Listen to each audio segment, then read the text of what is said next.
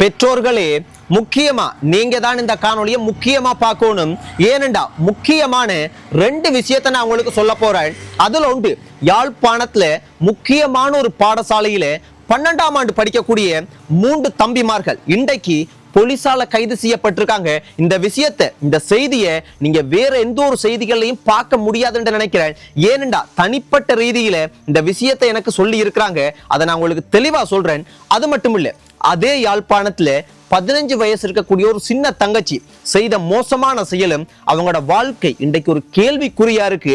பெற்றோர்களே, இந்த விஷயத்தை பார்த்து போட்டு ஒரு செய்தியாக நீங்க கடந்து போக கூடாது. உங்களோட பிள்ளைகளை முடிஞ்ச அளவுக்கு நீங்க எப்படி காப்பாற்ற முடியும், எப்படி இந்த சமுதாயத்துல பாதுகாப்பாக வளர்க்க முடியும், இப்படியான சில விஷயங்களை நீங்க கட்டாயம் முடிவெடுக்கணும். முதலாவது, இந்த 2 விஷயத்தையும் யாழ்ப்பாணத்துல எங்க நடந்தது, இவங்களோட பெயர் என்ன, இவங்களோட சரியான விபரம் என்ன, எல்லாத்தையுமே நான் தெளிவா சொல்ல போறதில்லை. ஏனென்றா இவங்க எல்லாருமே பாடசாலை போகக்கூடிய ஆட்கள். அதனால இவங்களினுடைய முழு விபரத்தை நான் சொல்ல போறதில்லை. ஆனா உண்மையான விஷயம் தெளிவா நான் உங்களுக்கு சொல்றேன்.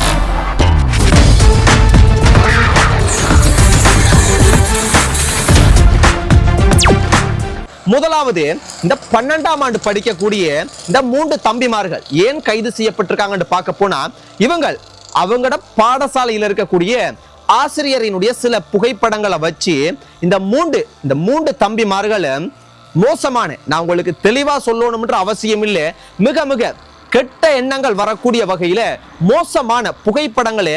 இப்ப ஏஐ அப்படின்றது இருக்கு தானே, இப்ப என்னுடைய புகைப்படத்தை வச்சு இப்படி நான் கதைச்சு கொண்டிருக்கிற இந்த போட்டோவை வச்சு நான் ஒரு உடுப்பில்லாத மாதிரி மோசமான ஒரு புகைப்படமாக வந்து ஏஐல என்னைய போலவே மாத்தி எடுக்க முடியும்.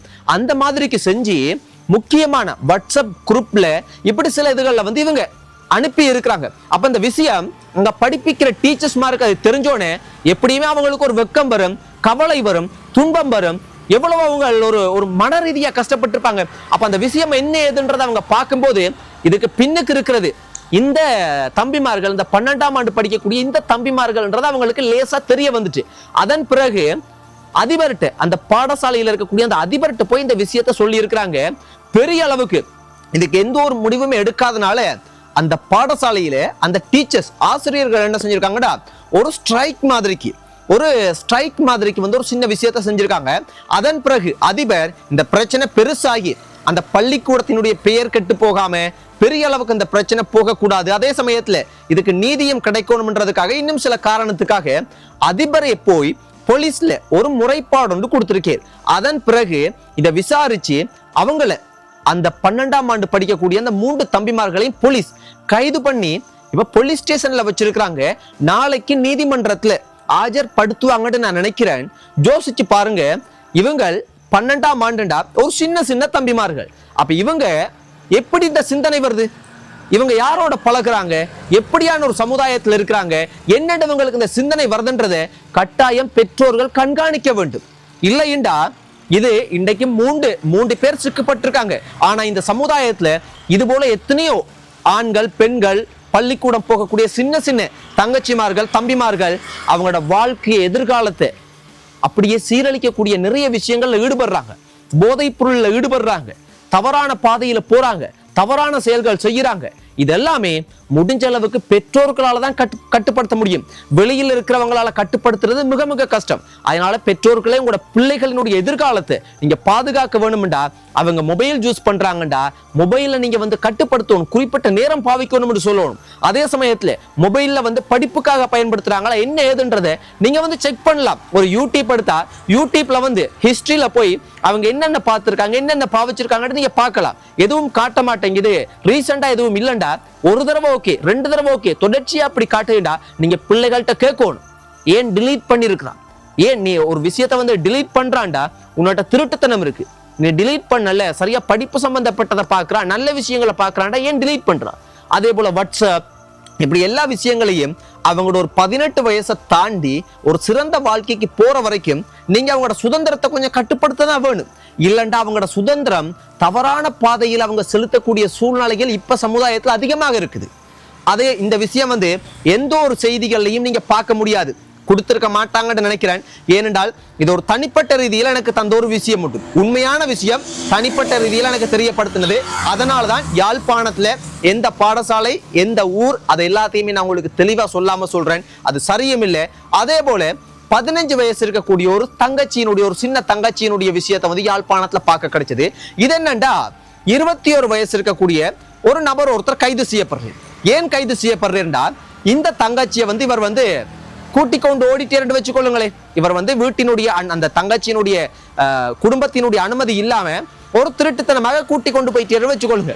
அப்ப இந்த விஷயத்துக்காக அந்த குடும்பம், பாதிக்கப்பட்ட குடும்பம் எங்களோட பிள்ளைய வந்து இப்படி போயிட்டாங்க, ஒருத்தவங்க இப்படி கூட்டிக் கொண்டு போயிட்டாங்க, இப்படி இந்த சில விஷயத்த போலீஸ்ல ஒரு புகார் ஒன்று கொடுத்துருக்காங்க. யாழ்ப்பாண போலீஸ்ல, யாழ்ப்பாணத்துல ஒரு ஊர்ல இருக்கிற போலீஸ். அதையும் நான் உங்களுக்கு தெளிவா விவரத்தை சொல்ல விருப்பப்படையில, அவங்களோட சின்ன வயசு காரணத்தினால அப்ப கொடுத்துருக்காங்க. அப்ப போலீஸ் வந்து அந்த நபரை ஒரு வழியா கைது பண்ணிட்டாங்க. கைது பண்ணதுல வந்து இந்த 15 வயசு இருக்கக்கூடிய தங்கச்சி வந்து தவறாக பயன்படுத்தப்பட்டிருக்காங்கன்ற ஒரு குற்றச்சாட்டும் இருக்கு. அப்ப அந்த அவரை வந்து விசாரிச்சதுல அந்த நபர் என்ன சொல்லியிருக்கிறார், நான் கூட்டிக் கொண்டு போனது ஓகே தான், எங்களோட வீட்டை கூட்டிக் கொண்டு போனது ஓகே தான், ஆனால் நான் எந்த ஒரு ரீதியிலையுமே தவறாக பயன்படுத்த இல்லை, நான் இந்த குற்றத்தந்த தவறு நான் செய்யலன்னு இருக்கேன். அப்ப அந்த 15 வயசு இருக்கக்கூடிய அந்த தங்கச்சியை விசாரிச்சதுல அந்த தங்கச்சிட்ட இருந்து வந்த விஷயம் என்னென்றால், இந்த இப்ப கூட்டி அதாவது ஓடி போன காதலன் இல்லாம இதுக்கு முதல் இன்னும் ஒரு காதலன் இருந்திருக்கிறார். அந்த காதலனோட வந்து பழகும் போதுதான் இவங்க தவறான ரீதியில் அவரோட பழகி தவறான செயற்பாடுகள் செய்திருக்கிறாங்க அப்படின்றது வந்து தெரிய வந்திருக்கு. ஸோ இது இவங்க சும்மா சொல்ல இல்லை, இவங்களை மருத்துவ பரிசோதனைக்கு உட்படுத்தி இவங்க தவறான விஷயத்துக்கு இவங்களை உட்படுத்தி இருக்காங்க, பயன்படுத்தி இருக்காங்கன்றது தெரிய வந்ததுக்கு பிறகுதான் போலீஸ் விசாரிச்சதுல இந்த விஷயம் தெரிய வந்திருக்கு. சரி, இந்த தொடர்பெல்லாம் இவங்களுக்கு எப்படி வந்ததுன்னு பார்க்க போனா, 21 வயசு இருக்கக்கூடிய நபர் என்னட்டு 15 வயசு இருக்கக்கூடிய ஒரு சின்ன தங்கச்சியை கூட்டிக் கொண்டு வருவார். எப்படி இவங்களுக்குள்ள ஒரு தொடர்பு வந்தது எப்படின்னு பார்க்க போனா, டிக்டாக் உங்களுக்கு தெரியும் தானே, அந்த டிக்டாக்ன்றது உண்மையாகவே நான் பாவிக்கிறது இல்லை. சும்மா இருந்துட்டு எப்பயாவது சில வீடியோக்கள் வந்து இந்த செய்திகள் கூட நான் போடுறது இல்லை, ஏதாவது சும்மா ஒரு பாட்டுகள் போட்டு போடுவேன், அதுவும் மோசமானது இல்லை. ஆனா ஏன் நான் டிக்டாக் பெருசா பாவிக்கிறேன்டா, அதுல அறையும் குறையுமா மிக மிக பாலியல் ஒரு மோசமான ஒரு காம உணர்வு மாதிரியான காணொலிகள் தான் நிறைய இருக்கு. அதுல கெட்ட வார்த்தைகளும் ஒரு ரூல்ஸும் இல்லை, ஒரு ரெகுலேஷன் இல்லை. அந்த டிக்டாக் செயலியை வந்து அப்படி ஒரு மோசமா இருக்கிறத பார்க்கக்கூடியதா இருக்கு. அப்ப அதனால பாவிக்கிறதே சரியான குறைவு, 99% பாவிக்கிறது இல்லை. அப்ப அந்த டிக்டாக் மூலம் தான் அந்த பெண் இந்த ஒரு தவறான ஆட்களோட தொடர்பு ஏற்படுத்தி இருக்கிறாங்க. இப்ப அந்த 2 நபர்களும் முன்னாள் காதலன் பின்னால் காதலன் இப்படின்னு சொல்ற 2 பேருக்குமே 21 22 வயசு போல 2 நபர்களும் கைது செய்யப்பட்டிருக்கிறாங்க. யோசிச்சு பாருங்க, இந்த 2 சம்பவமும் யாழ்ப்பாணத்துல நடந்திருக்கு. நான் ஏன் 2 சம்பவத்துக்கும் அந்த ஊர் சரியான விவரங்கள் பெயர்களை சொல்ல இல்லைடா, இந்த இவங்க எல்லாமே பாதிக்கப்பட்டாக்கள் எல்லாமே 18 வயசுக்கு உட்பட்டாக்களா இருக்கிறாங்க. அதனால பெற்றோர்களே, இது ஒரு செய்தி இல்லை, மோசமான விஷயங்கள் எங்கட சமுதாயத்துல நடக்குது. இப்ப போதைப் பொருளை வந்து இளம் பள்ளிக்கூடம் போகக்கூடிய பிள்ளைகளை குறி வச்சு வந்து விற்கிறதுக்கு நிறைய முயற்சிகள் நடந்து கொண்டிருக்குது.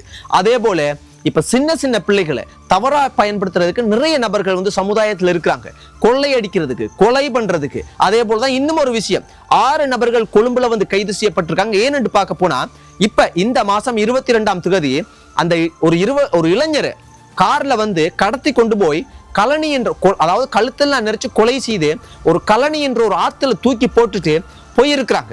அந்த விஷயம்லாம் இப்ப கண்டுபிடிக்கப்பட்டு அந்த 6 நபர்களும் கைது செய்யப்பட்டிருக்கிறாங்க. இப்படி மோசமான சம்பவங்கள் சமுதாயத்துல நடக்குது. சொந்தங்களே, மிக மிக கவனமாக இருங்க. பெற்றோர்களே மிக மிக கவனம். சின்ன சின்ன தங்கச்சிமார்கள் தம்பிமார்கள் எல்லாரும் கவனம். நன்றி சொந்தங்களே. குட் நைட், ஸ்வீட் ட்ரீம்ஸ், பாய்.